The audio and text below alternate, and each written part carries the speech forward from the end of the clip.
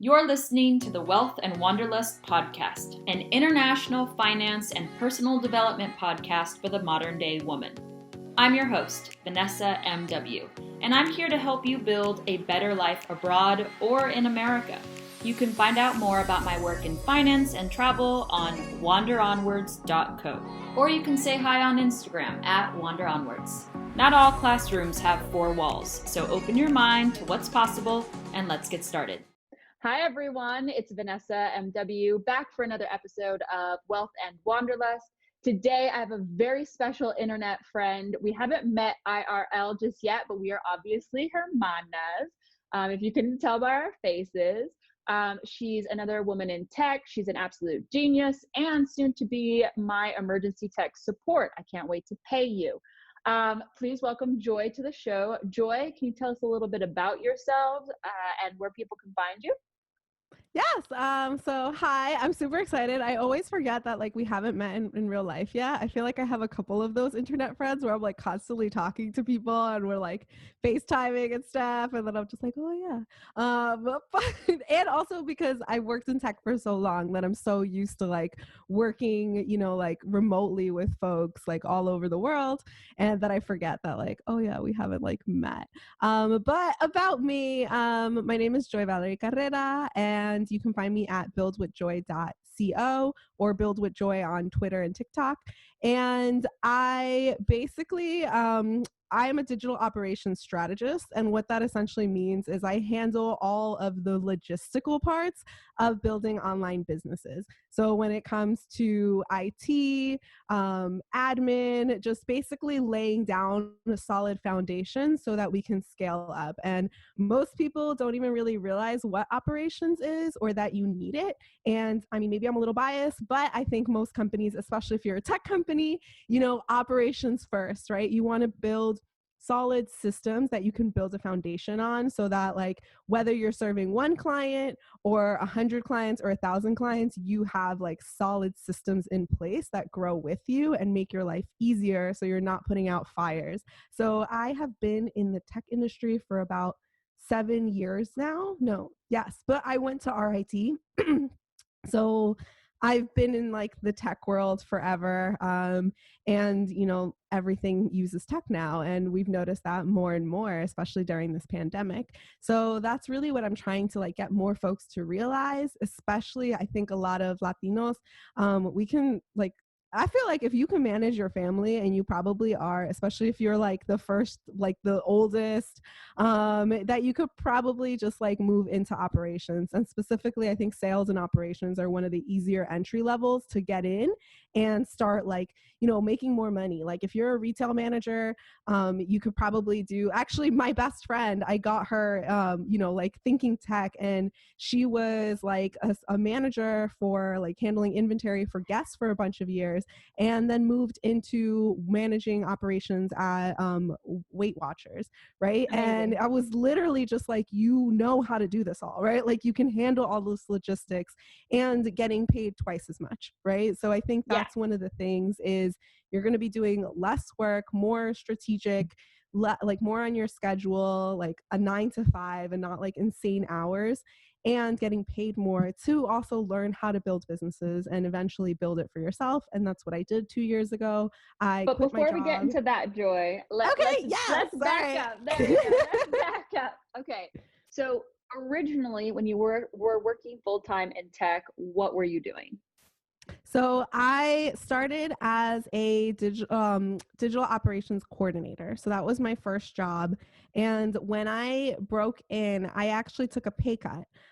So before that, I worked in microfinance, and there I helped with strategy and logistics. So it wasn't necessarily tech, but it was really just helping me figure out all the behind the scenes, all the crazy things whenever you get paperwork that's just you need to do XYZ, right? In this step, and there's policies and procedure. Those are all the ops people that are just we need these steps before we get to this part, right? So I was helping that at Grameen America. I was a microfinance company, and I was the youngest person. So they were just like, hi, can you fix a computer? And I went to RIT, right? So people What were is just like, that? ooh, Rochester Institute of Technology. So it is primarily a tech school. Like I think it's like number 2 for computer science. I was not in computer science. But and engineering, those are their main focus. And even the liberal arts, like you get a BS, you don't get a BA. And you have to take like a science, right? Like you have to have a minor in a science. So I went to school for chemical engineering, and I did that for 3 years, and I was like, I hate this. Like, mind you, I had a 3.9 like as a chemical engineer, but I hated it. Like and people love it, right? Like they love what they're doing. And I was like, I don't have that passion. Like I don't like that. But I did have a minor in anthropology and sociology, right? And what the hell are you going to do with those degrees, right? So I was just like, let me take this for fun. And then I just like couldn't. So I switched my major first to biochem, because I was like, maybe I just don't like the whole like industrial aspect of chemical engineering. And then I was like, just kidding, I like math, I hate chemistry, like and biology and all that. Like it's very not math based, like very theory based. So I was like, ooh, I hate being in a lab. Like I was there for hours just staring at machines. So that was like not fun. So that kind of led me into just my last year of college. I was like, let me just do international studies because it's the closest to sociology and anthropology. And I have like 200 and something ridiculous credits. Like I basically took classes every semester, maxed out, and was just like, whatever, I'll just do this. So I have like this multidisciplinary science kind of ish double major. It's like super like BSy, but I didn't want to take an extra semester. But I then was like, let me do AmeriCorps, right? Because I wanted to change. I was like, I'm going to change the world. I was going to join the Peace Corps, but this is pre-Obamacare. And so you have to have like 7 million shots. And I was like, I don't have 7 million shot money. So I was like, I guess I'll do the American version, right? And do AmeriCorps. And that's how I started at Grameen America. So my selling point was the fact that like I went to RIT and everyone's like, ooh, tech. And I was like, I don't know how to do this. Like my background was pen and paper, right? But also like as an engineer, like and trained as an engineer, I was like, I can figure anything out, right? Like basically just reverse engineering everything. And So if I that could really interrupt you real quick, because I'm going to lead you down a journey, Joy. I'm going to keep interrupting you so I Oh get yeah, what I no, want. please do. Sorry. It's okay. So we've just heard how you've had like a non-traditional academic background. And for a lot of my younger listeners, they're kind of trying to figure out what they want to be when they grow up. And so your Yeah, I next have 4 step majors. was, They're fine. yeah, you're good. I did a degree in English and a minor in digital media. So like I can do Photoshop, and that's paid my rent for years. Anyway, for those of you who don't have a traditional academic path, you're starting to see more and more options. So you have what Joy has done. She went into Ameritrade, then she ended up in tech, and more specifically ad tech. You have me, who taught English abroad, and like now I work in tech. There are different ways in, so don't be discouraged. So you had both technical engineering skills and softer skills, and then you landed in a program that essentially trained you up to do something based off of experience, right? And how did you get to your ad tech company after that? Yeah, so I basically that like my first job through AmeriCorps was at Grameen America, and there I basically was like given all of these spreadsheets, right? Because they were just like, we have all this data, and they were like, please manually enter this, and please like clean this up, and I was like, no, I'm lazy, and that's where I actually was just like, how do I make this easier for myself? Because I'm not about to do all this like work, right? And I'm like, sure, I get paid like hourly and whatever. And like, well, I was getting paid a salary, so it didn't really matter. But I was just like, like, I'm not going to spend time wasting. Like, I don't care if I'm being paid hourly or salaried, like, I don't want to waste time. Like, I'm not just going to sit there and waste time. Like, I don't understand how people do that. But like but for real, there's people that are just like, I'm just going to sit here. I'm like, what? Like, I get bored, right? And that's the other thing. I have ADD. So I get bored if I'm not like immersed in what I'm doing. But then that actually taught me, like, I started Googling, literally just Google has saved my life. And I was just like, how do I make this better? And that's where I fell upon like VBA, which is like a scripting language for Excel. And then I was like, oh, this is fun, right? And I was like, oh, let me like learn more about this. And that's what got me to like get a little bit more into like web development and like teaching myself on with Code Academy, freecodecamp.org. And yeah, like just learning as you go, right? And like Stack Overflow, where you're just like reading up the stuff. And like, you know, this was so applicable with Excel specifically. So I was like, oh, okay, right. And then like getting more into like SQL and like learning all of that. So I did that for a while. And you know, my year was like almost up, and I was like, let me just go like backpack and be this hippie, right? So I basically would like work for a year, take like a 3-month break, go backpacking. And then I was in Bali, and I was like, I need to probably figure out what I'm going to do once I get back to the US. So I went into immigration. So but this is still like a little bit before there, but we're getting there. And worked at Americans for Immigrant Justice. And there, you know, I was like, I'm going to help. Like, all these Guatemalan immigrants are coming. This was like the first time there was like kids at the border in 2014 to 15. And everyone's like, oh my God, these kids, right? So I was like, let me go help, because I just, you know, backpacked through Guatemala and like all these other places. And I'm just like this super hella privileged Guatemalan American. And then I did that, and that was like terrible, in the sense that it was traumatizing, right? Like, and it was like that secondary trauma. So being there, I was just like, okay, how do I like, you know, I can't handle this. I had never gone to therapy. I had never dealt with all of my stuff. So it was like very triggering for me to hear all these stories. So I was like, oh, your databases need cleaning. Your social media needs doing stuff. So I started like migrating to be essentially like the office techie person, right? Like, you know, they're just like, oh, I need IT support. I need this stuff. And I was like, I don't know how to do it. Let me Google it. Let me figure it out, right? And that's really what got me into that. And while I'm there, I'm like hella depressed, nonprofit salary. And I was living in Miami, which like is a weird place to live. It's a great place to vacation. To live is like a whole other world. Never again.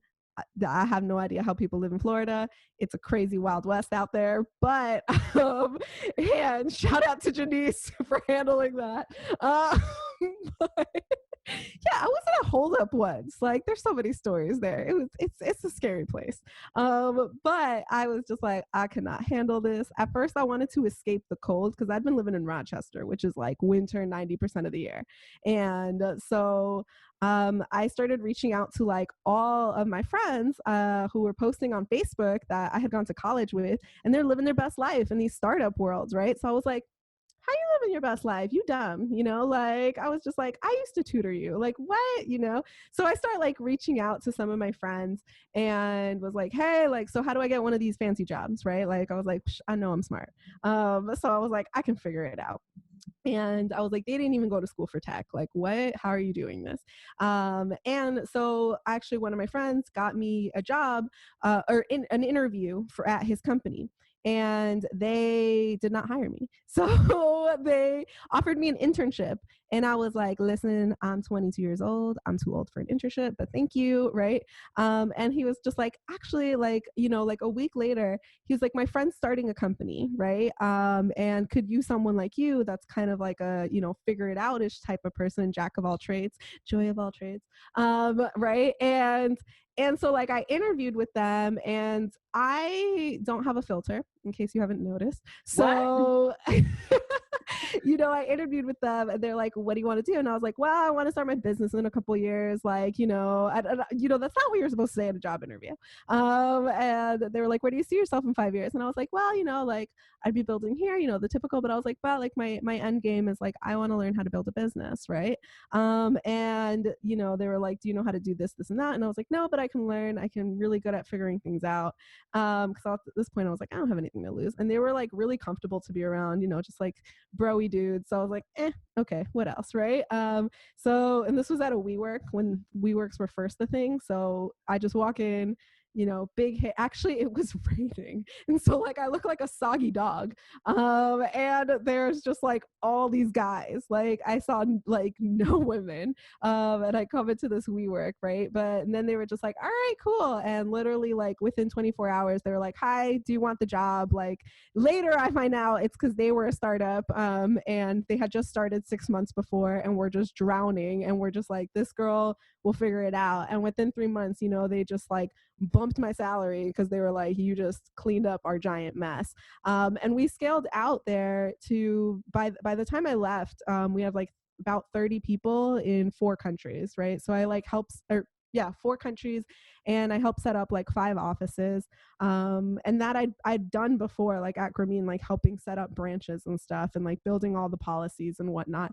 But, one of the things that I did from day one was they were just like, we'll help you. Like, they're like, what do you like doing? I was like, well, I like learning. I want to get into tech. So they offered me like a scholarship as part of my package, right? So I did take that pay cut, right? Because my previous job was like, please stay full time. We'll give you a salary at like 50K, which I was like, oh my God, I'm 22. That's amazing, right? But then I was just like, I really hate Miami though. This place sucks, right? um, and same like the previous job too, but I was like, I don't like, no, it's not worth it, right? Like cost of living is pretty low, but no, thank you, right? And so I ended up moving back, and my first like year, they were like, oh, we can only give you like 35K, and I was like, I don't know about that, right? So then they're like, okay, like we'll give you 35 and a sign-on bonus for 5K after like 3 months, and we'll give you like, we'll cover, I kept like asking for extra little things, right? So I was like, oh, is health insurance covered, right? And this is like, that's not a really little thing. Well, yeah, but and stuff like that, right? So or actually, no, at that point I was under my parents' thing. No, this is how startup they were. They couldn't cover health insurance, right? Because you're just starting, they're figuring it out. Like now looking back, I was like, yo, now I get why they were so stressed, right? Like, yes. But at that time I had like my dad's union insurance, so that was fine. And eventually like they covered my insurance like as we got bigger and I turned 25. So I was like, hi, I got kicked off, or 26 it was. But yeah, so the other thing I was like, what about transportation? Because I was living about an hour and a half away, and my train ticket was like 365, like literally $365 a month. So I was just like, paying rent for like 1,500, living in a box in New York City. And I personally hate New York City. I've grown up there, so it's like but yeah, I was like, let me pay off these loans instead. So I just like everything, I had like my rent fund and would put that into like paying down loans and also like living my best life and traveling, right? So like that was kind of where I spent my money mostly. And yeah, like with that, every 6 months I started negotiating. I was just like, Amazing. I'm tired, and mainly I was just literally tired. And I was like, I'm out. Like every year I quit my job and they were just like, stay, here's more money. And I was like, this is not a negotiation tactic. I am this tired. Like I don't care. So hold on, just to pause you Mm-hmm. for 1 second, because we're halfway through the episode and I want to make sure we talk about what you're doing today. So from that startup, you were able to negotiate for a few years to improve your benefits, improve your salary, get healthcare. Did you end up getting healthcare? Yes, amazing. Look at you, queen. And so then you graduated into a more formal company. And what did you do there, in a few sentences, because we're going to get on to your current business as well. What do you mean by more formal company? Like from when we were day one? No. What about your ad tech experience? Were you doing ad tech? That was my ad tech job, where I was the first employee. And that's where we grew it up. So I was there for almost 4 years. So like I was there when we were building, like we literally built our own tables. And then by the time that we're like, making multi-million-dollar contracts. So that was just like my whole experience into business, right? So yeah, like I was literally the first employee. By the time we left, I was managing 3 teams, and yeah, I was burnt out as hell.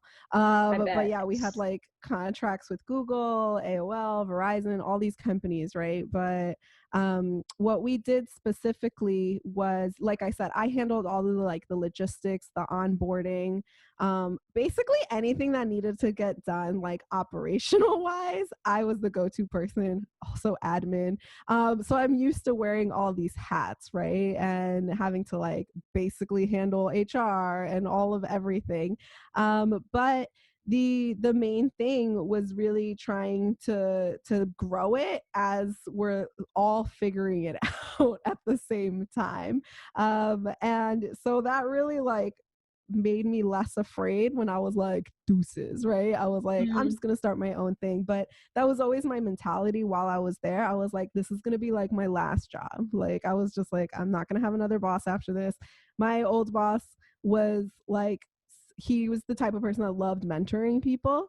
But yeah, like I was just like, after this guy, like I'm not having any other bosses. Like he's amazing, I still keep in touch, but I was just like, I'm tired. I was like, but no other boss would actually probably let me be as independent, even in the company. And knowing that I was building my own thing, like he knew openly that I was like, I want to start my business one day, all this stuff.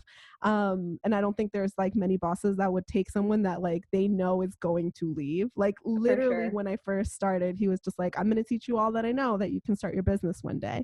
And So the main my thing boss is is also like that. He like knows what's going on. I don't think to the extent of it, but he like openly defends me and my hobbies Mhm. because some people have come at me saying, how could she possibly split her time? I wake up at 6 a.m. That's how. And Yeah, two, I used to take the train. I used to do it all on the train because I had to wake up at 6. So I yep, had 2 hour, like an hour and a half on the train. So I'd be like, okay, this is when I'm going to be doing this stuff. And then on the way back too. And it's like, sorry, we're good at managing our time. If agreed. anything, I was better at managing my time when I had a full-time job than everything else. But yeah, like I think that's the other thing. It made me more entrepreneurial even in my job, right? Mm, Because I was learning how at my company in advertising tech, we were working on monetizing content. So I was talking to CEOs all day, right? I was talking to other entrepreneurs, people who ran their own blogs, their businesses, and that's what people don't understand, that like you can make money from this, right? Like mm. because I was like, there are tons of people doing that and setting up their own little like mini editorial companies, right? And then there's huge networks that just like team up with all of them and manage it for them, right? So I was talking to those people every day, like building out their systems, building out their analytics, all of that, trying to like maximize their money. And So so let's talk about what you're mhm. currently offering then, because I don't want to run out of time. Um, Yeah. so what does Build with Joy offer to their customers? Yeah, so primarily Build with Joy is more of where I'm teaching folks how to build their own businesses. So I'm really trying to focus on freelancers, small business owners, solo entrepreneurs who've already been like taking the leap and they're like, I'm going to start a business, I'm going to do this, and really just need to like put systems in place to be able to like function, right? Because I think a lot of us are like, yay, I'm done. And then you even figure out, you're like, I'm working from home. What do I do? And then you're like, oh, I'm going to do my laundry, right? Like, and especially like I've noticed most of the girls that have signed up for my boot camps or have worked with me one-on-one have ADD, which is like probably why they're attracted to me too in the first place. But I think especially for us, like and all of them are actually like Latina. Most of them are Guatemalan actually, but I think that's the other thing. You realize you're just like, we definitely have this value set that like even if we're building, we want to make money, right? Because we got to pay ourselves, but we also want to make an impact, right? So I definitely build that in just because my background is in social impact and in advertising, which is probably one of the more lucrative industries that is all profit and they don't really care. But so I think it does blend that, right? And also like building up the system. So that's what I really focus. And then I have my agency, which is Carrera Digital. And that's where, basically if these are like, people who already have their systems in place and are essentially just like, I don't have the time to learn how to do this. Just do it for me. And that's where I work with people where I'm just like, I'll manage building out your systems for you and handling your monetization and like IT support essentially. But I Can we do a primarily quick work with online businesses. Could we do a quick case study so we can actually see what online systems mean? Because I have an operations background as well, and most people have no idea what that means or what I do during the day. So let's use a little case study. Say I am a Guatemalan queen from New York, and I want to start a Guatemalan cooking Instagram and catering company. I have no experience, I have no money. Where do I start, Joy? Yeah, so I think the first thing that you do is really start listing out. You're like, okay, what do I do from day one, right? Obviously thinking like, how am I going to make money? I think a lot of people start thinking like, how am I gonna just like tell everybody on social media about all the things that I do? And we were even talking about this before, right? Where I was just like, I was sick with COVID and out for like 2 weeks, and like wasn't really on social media and still was making the same amount of money. And I was like, hold up, I need to reevaluate everything. And that made me realize I was like, I need to go back to my analytics, right? So I think even how I approach things, and this is what I tell everybody, but then I realized like I wasn't taking my own advice, like thinking about what your product is first, right? So, and I know we've talked about this a lot, is really just like, okay, what am I selling? How am I selling it? Then telling your story and thinking about like, okay, I'm going to tell my story and I'm going to try to make sales, right? So even from day one, thinking about where you're going to get those people, right? So if you're just like, what are my steps, right? Am I going to reach out to businesses like well, maybe not in person right now, right? Like maybe doing some phone calls, right? And then building out an actual strategic system, right? So if you're just like, Quick commercial break. Want to manage your money better? Check out my beginner's budget dashboard. It's an easy to use digital tool that helped me economize my lifestyle easily so I could invest over $20,000 in 2020 alone. Check out the link in the description. I need to figure out who I'm going to target. How am I going to reach them? Like what apps do I need, right? Like do I need to make a scheduling tool? Should I just make a Google sheet and be like, all right, these are my target customers, how I reach out to them, and how do I actually get them to become a client, right? And thinking about what that onboarding process will be. So what happens next? Do I send them a contract? Do I then have to, make a schedule with them, right? Like send them that invoice, and thinking about all the tools that you're going to use for those things, right? So, setting up those systems in place. And I kind of do take a very like hands-on approach where we're just like, let's walk through this, right? Like, let's figure it out. And I think a lot of people are always scared to tell me when they're just like, I don't have a process. I just kind of wing it, right? And it's like, no, this is what I live for. Like I always think about it, like I'm like the Marie Kondo of like businesses, right? Because like if people tell me they're just like, I just had like this hot mess and I send a WhatsApp message and stuff, and I'm like, that's fine, right? Like that's cool. Now we're gonna clean it up, right? Let's get you just more streamlined, and that's essentially what I work with. So I don't know if that's like a good help, like a good explanation, but and I think that's what people don't realize that they do need, right? Because most of the time as a business owner, especially small business, you're putting out the fires, right? I was recently talking to someone that was like, oh, I want to launch a workshop, right? And I was like, cool, use this tool. And so that they set up, and they're just like, wait, like I need to set up all these other tools. And I was like, oh yeah, here's like the checklist, right? Like you need a PayPal account, you need to have like a business like EIN, right? Like you need to set up a Zoom account and stuff like that. So I think those are like the little parts that people don't realize that they need. They're just like, I'm gonna do it, and then they're like, okay, what are the behind the scenes, right? So actually one of the products I'm going to be launching in the next couple weeks is just like the templates, essentially, right? So I started right now just testing the waters, and I sold like my content strategy template, which is essentially like a workbook that people can print out at home and be like, okay, what do I want to focus on, and then breaking it down. And that's really what I like to take an approach with everything, is being like, what's the end goal, right? So if your end goal is to sell a product, what are the steps to get there, right? Like you're going to think about like your branding, right? Your sales, your onboarding, and then break those down into even more steps where it's just like, okay, if I'm going to think about my branding, what are my topics, right? If I'm thinking about sales, what are the tools that I'm going to use, right? Like what are my bookkeeping tools? Do I have a spreadsheet, right? All of these little tiny things that I think people forget about all the time. Which is essentially a customer roadmap. Like this is why I love being a product manager, because you get to guide someone through an experience, whether that's your personal product or your service that you're providing. What about level two entrepreneurs? So say I am a money coach and I've been getting some consultations. I consult on Zoom. I have them pay me on PayPal. I book them through Calendly. Is this it for me? Is that my glass ceiling? Or what's level two that I could think of? Yeah, I think level two is definitely thinking like, where do you scale up, right? So that's where you're making good money. You're just like, let me hire someone.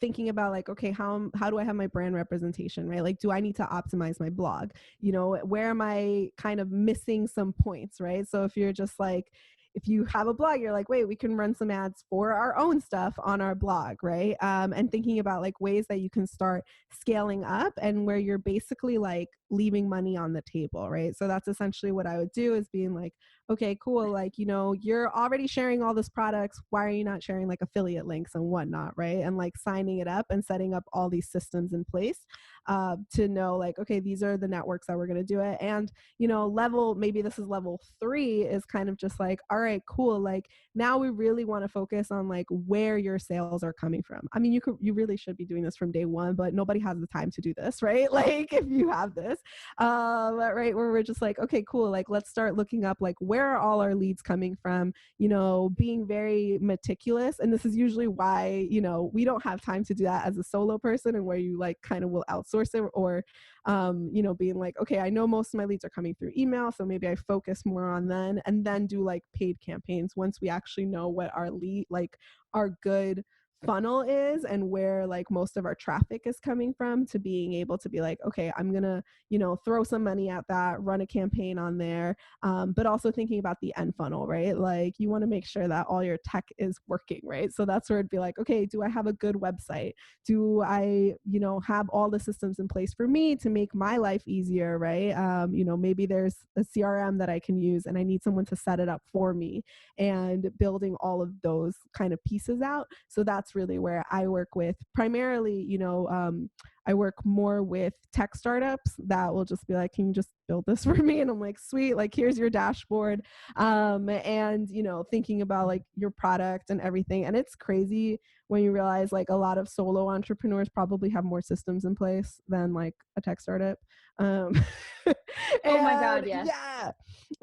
Because I'll like talk to tech startups, and I'll talk to someone that's like a money coach, a blogger, right? And I'm like, you have a better system than this like tech startup that has, like 500K in like VC funding, right? And I'm just like, how? Because again, they focus on marketing and sales, and they don't focus on their operations, right? And which is not it's like sustainable. a hot mess.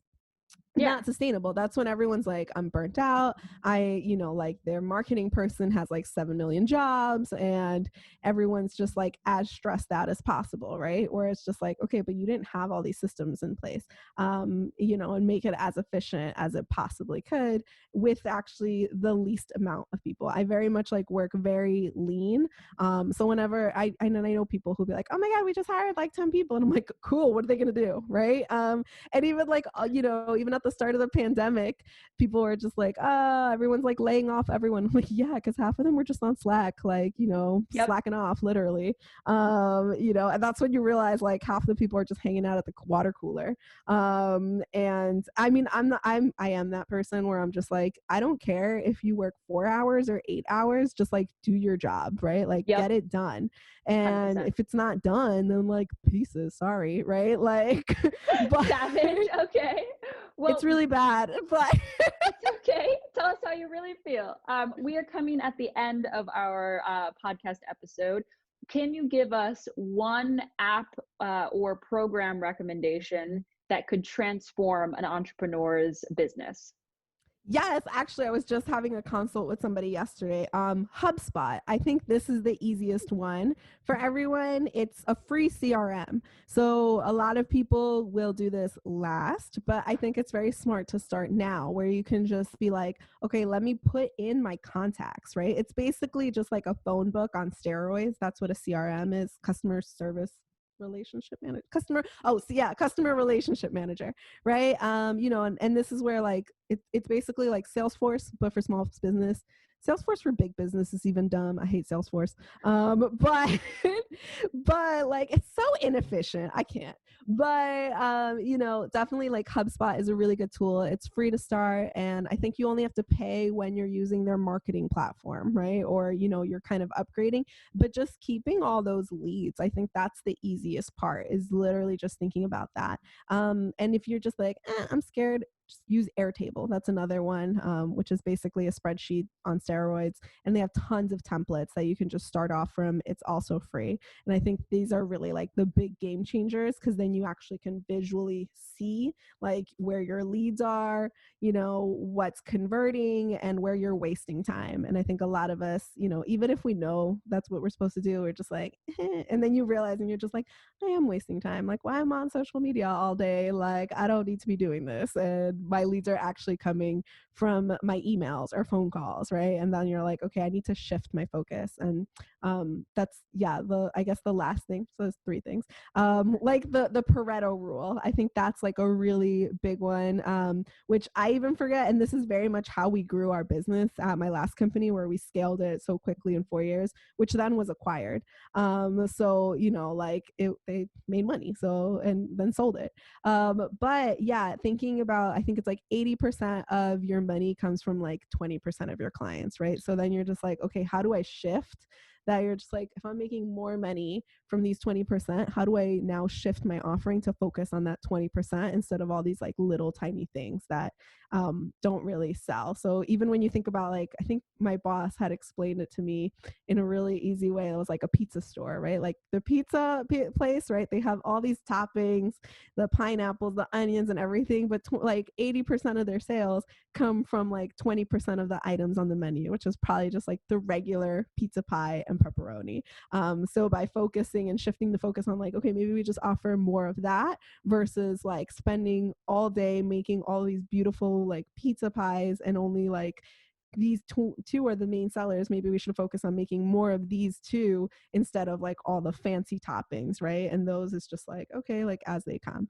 So I think that's something that can help people shift their mindset as to like doing all of the things, and even like things that I need to check in on myself all the time too. And I'm like, we always do. Reevaluate. There's not enough time in the day. Honestly, we're like running empires, really, guys.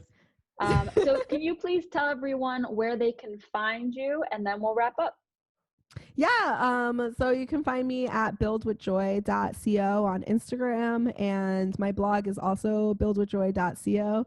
And TikTok and Twitter is at buildwithjoy, and I am way too much on Twitter, which I need to cut back. But Twitter brings most of my leads, even though I only have like 1,000 something followers there, and my biggest following is on Instagram. Twitter is the one that actually brings most of my traffic and my leads. So even, shifting where you spend your time and energy, but I respond to most tweets there, and you can chat with me. And I love Twitter because it's like people can join in on conversations, right? Sometimes you get the trolls, but you just block them. They're annoying. But you can find me mostly on there, or sign up for my newsletter. I send it out once a month with a whole bunch of like tools that you can use, and tips and books and podcasts. Amazing. Okay, Joy, thank you so much for being on the show. Thank you for everyone who is listening at home, wherever you are in the world. We will see you next time for another episode.